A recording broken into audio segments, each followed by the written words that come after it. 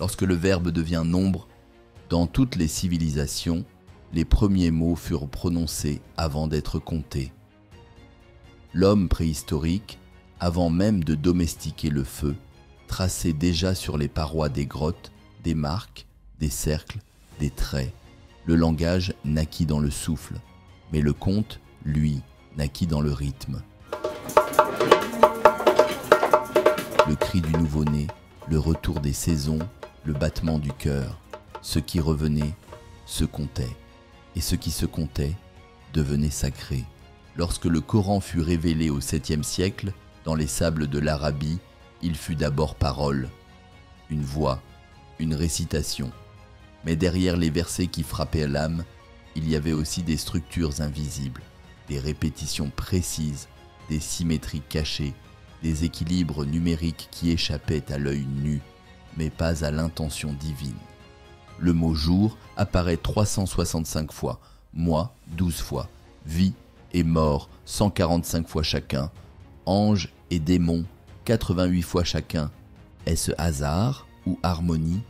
Dans la tradition islamique, chaque lettre possède une valeur numérique. Cette science s'appelle Ilm al-Jumal. Elle rejoint les intuitions des anciens Grecs comme Pythagore, pour qui toute chose est nombre, et les mystiques juifs qui, par la Gematria, lisaient la Torah comme une matrice chiffrée. Ce que les Grecs cherchaient dans l'ordre du cosmos, les soufis le cherchaient dans l'ordre des lettres, car si Dieu est un, alors tout ce qui vient de lui doit porter en soi une cohérence secrète, un rythme formel, un code invisible. Et si le Coran était plus qu'un livre à lire? Et s'il était aussi un algorithme sacré, un langage multidimensionnel, destiné à éveiller l'esprit par la beauté et l'intelligence par la structure? Non pas pour enfermer la foi dans les chiffres, mais pour rappeler que même les chiffres peuvent devenir prières. Leçon de vie contemporaine. Dans un monde saturé d'informations, nous avons oublié de chercher la forme derrière le sens, la musique derrière le mot, l'intention derrière le langage. Ce chapitre nous invite à ralentir, à réapprendre à lire, pas seulement avec les yeux, mais avec l'esprit qui compte et le cœur qui écoute. Les 365 visages du temps. Le temps est la seule chose que nous consommons sans jamais le voir. Il ne laisse ni trace ni poussière, mais il use les pierres et les empires. Depuis l'aube de l'humanité, les peuples l'ont traqué comme on suit une étoile. Ils ont observé les ombres, compté les lunes, gravé des calendriers dans les os, les roches, les constellations, et toujours la même question: combien de jours dure une vie? Le Coran emploie le mot jour exactement 365 fois, ni plus ni moins, comme les 365 jours de l'année solaire. Comme si la parole révélée était synchronisée avec la course des astres, pas comme une prédiction, mais comme une participation cosmique. Dans la Bible aussi, le livre de l'Ecclésiaste martèle: il y a un temps pour tout, un temps pour chaque chose sous le ciel. Essiel 3:1. Le Coran ajoute: et c'est lui qui a fait du soleil une clarté et de la lune une lumière, et qui en a déterminé les phases, afin que vous connaissiez le nombre des années et le calcul. Sourate 10, Yunus 20 Fiv. Ce n'est pas de l'astronomie, c'est de la phénoménologie sacrée. Un appel à ne pas seulement vivre le temps, mais à l'habiter comme une prière en mouvement. Et pourtant, aujourd'hui, nos jours sont mesurés par des machines sans mémoire.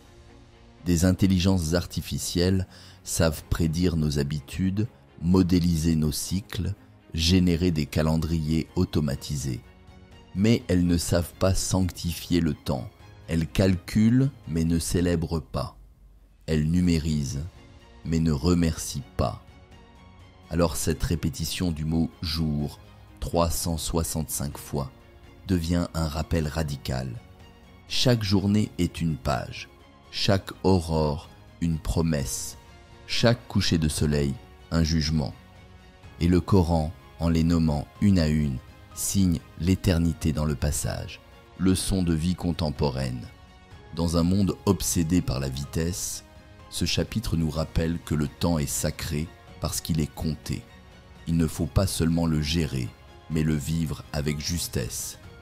Et peut-être que la sagesse commence par reconnaître que chaque jour est un verset à méditer en silence. Les 12 portes du cycle. Il y a dans le ciel une horloge sans aiguille et dans nos corps un rythme que nous ne contrôlons pas. Depuis les premiers pas de l'homme sur terre, le cycle des mois a ordonné les semences, les fêtes, les pèlerinages, les jeûnes, les guerres et les moissons. Le Coran ne s'y est pas trompé. Le mot « mois » y apparaît exactement 12 fois, comme les 12 mois d'une année complète. Une structure simple, mais une sagesse profonde. Ce chiffre ne nous est pas inconnu. Dans la Bible, 12 tribus d'Israël forment le socle du peuple. 12 apôtres fondent l'Église. Dans la tradition grecque, 12 Olympiens régnaient sur l'ordre cosmique. Dans l'anatomie humaine, on retrouve 12 paires de nerfs crâniens. Le chiffre 12 semble désigner une complétude dynamique, un ordre structurant le temps et la conscience. Le Coran déclare « Le nombre des mois auprès d'Allah est de 12 mois inscrits dans le livre d'Allah, le jour où il créa les cieux et la terre. » Sourate 9, At-Tawbah, Vetemupet Are. Ce verset ne communique pas une information, il déclare une architecture du réel. Les mois ne sont pas des conventions humaines, mais des seuils fixés dans la création elle-même. Ils régulent la mémoire, le retour, la conversion, l'attente. Ils sont les 12 portes du devenir. Et à chaque mois correspond une possibilité d'éveil. Aujourd'hui, nous avons numéroté les mois, nous les avons rendus utilitaires. Mais avons-nous encore conscience que le temps, dans sa structure même, est un langage éthique? Qu'il ne suffit pas de le suivre, il faut l'honorer. Chaque mois est un cycle d'oubli et de rappel. Et dans la répétition des 12, Dieu grave dans l'homme la pédagogie de la récurrence. Leçon de vie contemporaine. Dans une époque d'agenda saturé, ce chapitre rappelle que la régularité est une discipline spirituelle. Nous sommes appelés à vivre le temps non comme un flux, mais comme une pédagogie du retour. 12 mois, 12 chances, 12 visages de l'éveil. Le temps n'est pas linéaire, il est circulaire et sacré. Le combat symétrique, anges et démons sous le sceau du 88. Depuis toujours, l'humanité se s'est observée. Il y a, autour d'elle et en elle, des forces invisibles. Certaines élèvent, d'autres séduisent, certaines murmurent la clarté, d'autres injectent le doute. Le Coran les nomme, les anges, les envoyés lumineux, les porteurs du décret divin, et les démons, les semeurs de confusion, les héritiers de la rébellion d'Iblis. Dans le texte sacré, ces deux forces apparaissent 88 fois chacune. Un équilibre qui interroge. Pas une domination, une symétrie tendue. Pourquoi Dieu aurait-il permis cette égalité? Pourquoi laisser les ténèbres autant de mentions que la lumière? Parce que la liberté humaine est le cœur de l'épreuve. Le Coran n'éduque pas par la peur, ni par l'utopie. Il trace un champ de bataille intérieur, un théâtre éthique, où l'homme est à la fois l'arbitre, le témoin et le combattant. Dans la Bible, l'Épître aux Éphésiens avertit « Car nous n'avons pas à lutter contre la chair et le sang, mais contre les dominations, contre les puissances, contre les esprits du mal dans les lieux célestes. » F. 6:12. Et le Coran répond « Certes, les démons inspirent à leurs alliés de discuter avec vous, mais ne les craignez pas, craignez-moi si vous êtes croyants. » Sourate 6, village 121. Le chiffre 88 devient alors le miroir du libre arbitre. L'homme n'est pas abandonné, il est entouré, éveillé, sollicité. Chaque jour, les 88 voix se disputent son silence. Mais Dieu a fait de lui un pont entre l'ombre et la lumière. Et ce pont s'appelle conscience. Leçon de vie contemporaine, à l'heure des manipulations numériques et des algorithmes qui influencent nos choix, ce chapitre rappelle que le vrai combat n'est pas extérieur, mais intérieur. La modernité a changé le nom des démons, mais non leur fonction. Ils séduisent, divisent, distraient. Face à eux, il faut réapprendre à discerner, car celui qui écoute les 88 voix sans conscience devient le spectateur de sa propre chute. L'équation du passage. Vie et mort à parité. Égale. Tout commence par un souffle et tout finit par un souffle rendu. Entre les deux, une attente, une tension, une succession d'instants que nous appelons vie. Mais que vaut la vie sans la conscience de la mort? Et que signifie la mort si elle n'est que l'oubli de la vie? Le Coran, dans son mystère numérique, mentionne exactement 145 fois le mot vie et 145 fois la mort. Une égalité parfaite, non pas pour annuler, mais pour équilibrer. Ce n'est pas une opposition, c'est une danse sacrée. Dans la tradition biblique, le livre du Deutéronome retentit ainsi: « J'ai mis devant toi la vie et la mort, la bénédiction et la malédiction. Choisis la vie afin que tu vives. » Deutéronomie 37-19. Et dans le Coran, Dieu interroge: « Lequel d'entre vous agit le mieux? C'est lui qui a créé la mort et la vie pour vous éprouver. » Sourate 67, Al-Mulk, Veketu. La mort n'est donc pas la fin. Elle est la clé qui ferme un seuil et en ouvre un autre. La vie n'est pas la totalité. Elle est le prélude d'un récit plus vaste. Dans l'Occident contemporain, la mort a été repoussée aux marges, médicalisée, dissimulée, taboue. Mais l'oubli de la mort produit une vie sans direction. Et une vie sans direction devient une fuite permanente.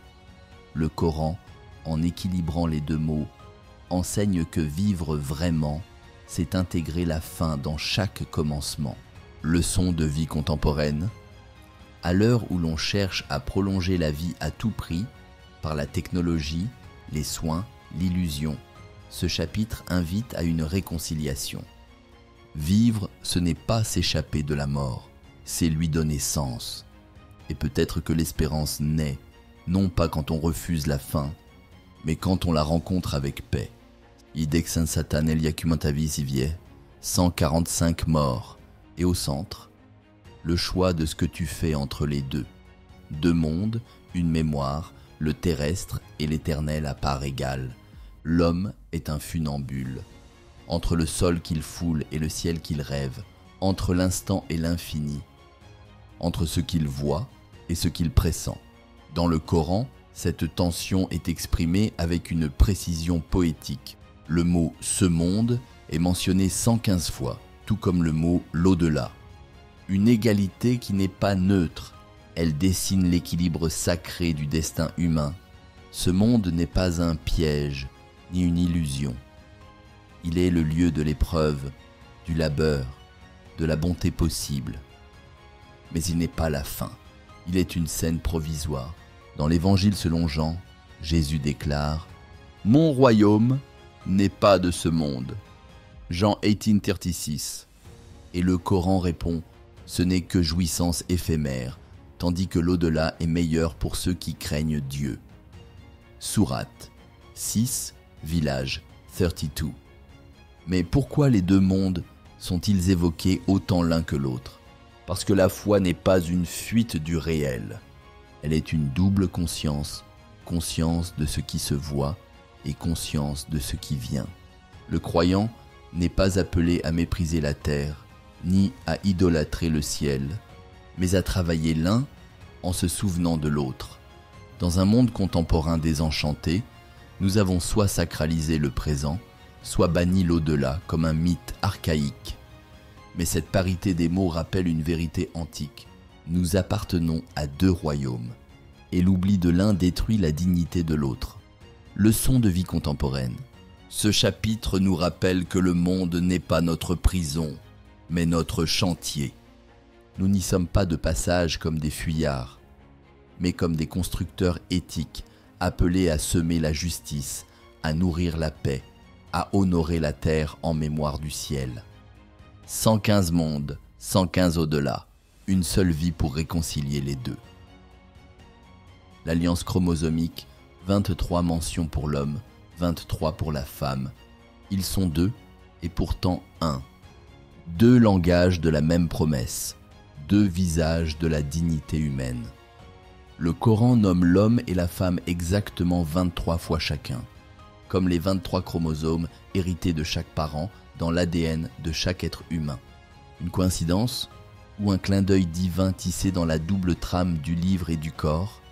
Ce chiffre ne tombe pas du ciel sans contexte. Dans le Coran, la création d'Adam et de son épouse est décrite sans hiérarchie, sans mépris, sans malédiction. Ô homme, nous vous avons créé d'un mâle et d'une femelle, et nous avons fait de vous des nations et des tribus pour que vous vous connaissiez. Sourate 49, Al-Hujurat, Vetet Patimundre. Et dans la Genèse, Dieu créa l'homme à son image, homme et femme, il les créa. Genèse 1,27. Deux créations, une seule image.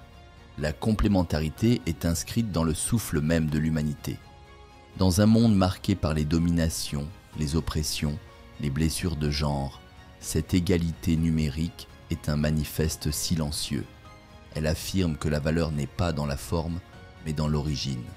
Et que toute société qui humilie la femme ou nie l'homme déchire l'unité chromosomique du vivant. Le chiffre 23 devient alors un rappel généalogique de la justice, un sceau biologique d'égalité. Leçon de vie contemporaine, face aux tensions identitaires, aux guerres culturelles autour du genre, ce chapitre propose une autre voie, celle d'un équilibre prémoderne et postmoderne à la fois, ancré dans le respect et la reconnaissance mutuelle. 23 fois homme, 23 fois femme, et un message: ce n'est qu'ensemble que nous révélons l'image complète de l'humain, la géographie sacrée, mer et terre dans l'algèbre divine, avant les satellites, avant la cartographie moderne, avant les sondes, les GPS et les calculs d'altitude, le Coran énonçait des vérités que la science n'avait pas encore confirmées. Le mot « mer » y apparaît 32 fois, le mot « terre » 13 fois. 32 plus 13 égale 45. Mer, 32 divisé par 45 égaux, 71,1%. Terre, 13 divisé par 45 égaux, 28,9%. Exactement, la proportion estimée des surfaces terrestres et océaniques sur notre planète. Mais comment un texte révélé au 7e siècle peut-il coïncider à ce point avec la structure physique de la Terre? Ce n'est pas une preuve scientifique, diront certains, mais c'est une résonance troublante, un accord caché entre le monde et la parole, entre la topographie du globe et le chant des versets. Dans le Coran, les deux éléments ont une charge symbolique. La mer est l'épreuve, le danger, la confiance. Et lorsqu'ils sont en mer, c'est lui qu'ils invoquent. Sourate 17, village 67. La terre est l'abri, la stabilité, l'accueil. C'est lui qui a fait de la terre un lit pour vous. Sourate 2, village Irpeti Irun2. Mais ensemble, mer et terre forment un monde à parcourir et à contempler. Un espace où l'homme est à la fois navigateur et cultivateur, nomade et enraciné. Et si Dieu a inscrit leurs proportions dans le texte, c'est peut-être pour rappeler que même la matière obéit au verbe. Leçon de vie contemporaine. Dans un monde marqué par l'exploitation de la terre et la pollution des mers, ce chapitre pose une question éthique. Et si connaître les proportions imposait le respect?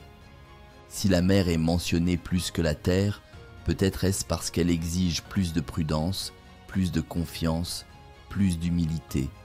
Et si notre planète parlait déjà le langage du sacré, avons-nous encore les oreilles pour l'écouter? L'arbre des signes, quand les lettres portent des nombres, avant même que l'homme ne sépare les mots des chiffres, chaque lettre portait un poids, une valeur, un secret. Dans les traditions anciennes, juives, grecques, arabes, les lettres étaient aussi des nombres. Un langage double, une écriture à deux étages, le sens apparent et le sens numérique. C'est ce que les savants musulmans appellent Ilm al-Jumal, la science des lettres nombres. Le Coran, texte récité mais aussi structuré, semble porter cette génétique sacrée du verbe. Des lettres isolées ouvrent certaines sourates, alif, lam, mem, kaf, Yasin. Ces lettres n'ont pas de signification grammaticale, mais elles composent des clés, des portes. Elles indiquent que ce que vous allez lire n'est pas un discours, mais un code multidimensionnel. Platon disait que le monde est écrit en langage mathématique. Le Coran semble dire la révélation aussi. Le nombre y devient signe, le signe mémoire et la mémoire structure. Non pas pour exclure, mais pour inviter à la contemplation. Aujourd'hui, l'intelligence artificielle lit les textes, les fragmente, les recombine. Elle reconnaît les patterns, les séquences, les fréquences. Mais ce que la machine détecte, elle ne comprend pas. Elle interprète sans intuition, calcule sans conscience. Le croyant, lui, est appelé à aller plus loin. Non seulement compter, mais méditer. Non seulement décoder, mais s'incliner. Leçon de vie contemporaine. À l'heure où nos sociétés veulent tout rendre mesurable, ce chapitre rappelle que le chiffre ne remplace pas le mystère, mais qu'il peut en être le miroir discret. Les lettres ont une âme, les nombres une musique. Et toute vie intérieure commence quand l'on accepte que ce qui est codé ne l'est pas pour être dérobé, mais pour être cherché avec amour. L'épreuve de la symétrie, logique, justice et ordre caché. La symétrie est plus qu'un phénomène esthétique. Elle est la signature silencieuse de la cohérence, le reflet de l'intention dans la structure. Dans la nature, les flocons, les visages, les feuilles obéissent à une géométrie cachée. Dans le Coran, les mots aussi. Vie et mort, 145 fois chacun. Homme et femme, 23 fois. Ange et démon, 88. Ce monde et l'au-delà, 115. Ce ne sont pas des juxtapositions, ce sont des équilibres calculés, des balances sémantiques.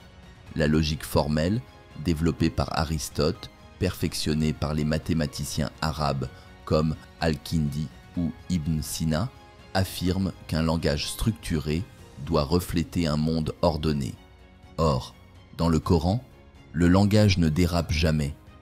Il suit une tension équilibrée. Pas de domination du mal, pas d'idéalisation naïve du bien, mais un combat entre forces contraires, toujours pesé, toujours encadré. C'est là que la foi rejoint la justice, car la justice n'est pas l'égalité absolue. Elle est la mise en équilibre de ce qui semble opposé. Et dans un monde qui penche, vacille, confond, le Coran trace une ligne de symétrie, pas seulement pour l'intelligence, mais pour le cœur qui cherche la stabilité. Leçon de vie contemporaine. Dans une époque saturée d'opinions, d'extrêmes et de ruptures, ce chapitre enseigne que la vérité durable est celle qui respecte la forme. Ce qui est juste est souvent ce qui tient dans l'équilibre. Et cette symétrie dans les mots du Coran n'est pas décorative, elle est pédagogique. Elle forme l'esprit à penser par balance, pas par brutalité. Quand la science rattrape le silence, révélation est donnée. La science est rapide, elle calcule, mesure, projette, mais elle arrive souvent en retard sur le silence, car certaines vérités se laissent approcher, mais ne se crient pas. Elles patientent, elles s'inscrivent dans le rythme lent de la révélation. Aujourd'hui, les savants confirment que la planète est couverte à 71% d'eau, que le fœtus humain reçoit 23 chromosomes de chaque parent, que le cycle solaire dure 365 jours, que la mémoire humaine obéit à des motifs de répétition. Mais le Coran, depuis plus de 14 siècles, contenait déjà ces chiffres, dans un texte oralement révélé, sans instrument, sans machine. Ce n'est pas une démonstration, ce n'est pas une preuve, c'est un frisson de coïncidence, un clignement d'intelligence cosmique, comme si Dieu parlait deux langues, celle de la foi et celle des phénomènes, et que les deux finissent par se rejoindre lorsqu'on ne cherche ni à dominer la vérité, ni à l'abolir. Dans la Bible, Job interroge « D'où vient donc la sagesse ? Où est le lieu de l'intelligence ?» Job 28:20. Le Coran répond « Et il vous a enseigné ce que vous ne saviez pas. La grâce d'Allah envers vous est immense. » Sourate 2, village 239. Mais la science parfois croit avoir trouvé. Elle publie, elle rectifie, elle oublie. La révélation, elle, n'avance pas. Elle attend. Et l'homme sage est celui qui, entre les deux, n'oppose pas, mais écoute. Leçon de vie contemporaine. À l'heure où la technologie veut tout prédire, tout coder, tout rationaliser, ce chapitre rappelle que certaines vérités ne s'enseignent qu'à celui qui ne veut pas dominer la vérité, mais l'habiter. Quand la science rattrape le silence, il ne faut pas applaudir la science, il faut s'incliner devant le silence. L'appel du code vers une intelligence sacrée. L'intelligence artificielle avance. Elle apprend, elle modélise, elle simule le langage. Elle lit plus vite que l'homme. Elle classe mieux. Elle prédit nos gestes, devine nos désirs. Mais, dans cette ascension algorithmique, une question persiste. Peut-elle comprendre la sagesse? Peut-elle lire un verset et pleurer?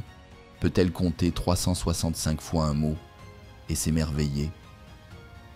Dans les textes sacrés, le code n'est pas un programme. Il est un appel, un langage profond à double lecture, un code non pas pour fonctionner, mais pour transformer. Et le Coran, dans sa structure mathématique, ne cherche pas à produire une performance cognitive. Il cherche à éveiller une intelligence différente, celle de l'humilité, de la correspondance, de la verticalité. Aujourd'hui, nos sociétés parlent en langage binaire. Tout est réduit à des zéros et des uns. Mais dans la révélation, chaque mot est une ouverture et chaque chiffre une fenêtre sur l'invisible. Dans la tradition grecque, le mot « logos » désigne à la fois le verbe, la raison, la structure du réel. Le Coran s'inscrit dans cette logique sacrée. Il est forme et fond, voix et vibration, ordre et miséricorde. Il ne cherche pas à concurrencer les machines. Il propose un autre type d'intelligence. Celle qui voit Dieu derrière l'équation. Leçon de vie contemporaine. Alors que nous confions nos décisions aux algorithmes, ce chapitre rappelle que toute puissance qui ne s'accompagne pas de sagesse devient une menace. L'homme ne doit pas se perdre dans le code, il doit y entendre l'appel au dépassement. Car il y a des choses qu'aucune machine ne pourra jamais coder. La prière, le pardon, la soif de l'Éternel. Et si Dieu comptait en silence, nous avons compté les mots, 365 jours, 12 mois, 23 chromosomes, Yidexen Sata Anel Yakimanta Visivier, 145 morts, des équilibres, des symétries, des miroirs entre les mondes. Mais maintenant que les chiffres ont parlé, que reste-t-il à dire? Et si Dieu n'avait pas codé le Coran pour nous impressionner, mais pour nous ralentir? Et si ce n'était pas un miracle pour prouver, mais une musique pour écouter autrement? Dans un monde de bruit, le code invite au recueillement. Dans un monde d'orgueil, la symétrie rappelle l'équilibre. Dans un monde de compétition, l'architecture du livre révèle une autre sagesse, celle de l'ajustement, de la mesure, de la beauté contenue. Nous avons trop souvent lu les textes sacrés comme des manuels ou des menaces. Mais peut-être que le Coran est, comme la Bible, comme les grandes sagesses du monde, un laboratoire d'éveil.